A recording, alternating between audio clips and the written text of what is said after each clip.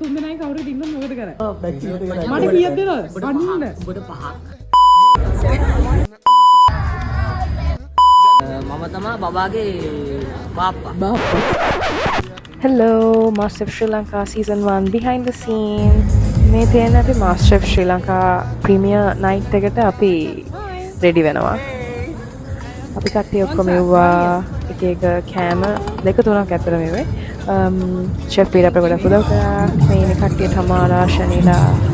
මේ අපි කට්ලට් හදන ගම. මේ ඉන්නවා දිශාන් ඇන්ටන්. මොකද හදන්නේ? chicken සවුලක් කියලා. රොනාරිය අක්කා. සම්දීපය බිසි.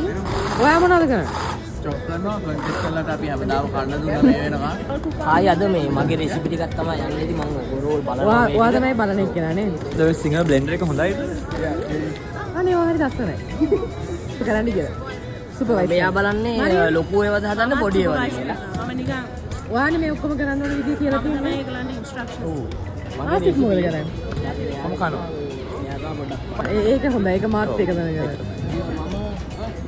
මම තමයි බබාගේ හොඳයි ඇයි මම චෙක් කිව්වේ ඊට පස්සේ අපි ඇතුළට ගියා ඒතර ගොඩාක් අය එන්න ගත්තා අපි එතකොට තමයි තේරුනේ මේක ලොකු ඉවෙන්ට් එකක් කියලා ඊට පස්සේ අපි කොක්ටේල්ස් ගත්තා ඊපස්සේ ගොඩාක් අය ඇවිල්ලා හිටියා ප්‍රීමියර් නයිට් එකට chefලා කතා කරා මේ ඉන්න අපේ chefලා අතර දෙනා අනේ so cute I miss them chefලා අතර දෙනාගේම introduction එක මේ කෑල්ල බලද්දී අපිට goosebumps ආවා අපිට හිතා ගන්න බෑ මාර හැපි ඒ වෙලේ මේ දින අපේ ස්ප්‍රෙඩ් එකේ තිබ්බ කෑම ටිකක්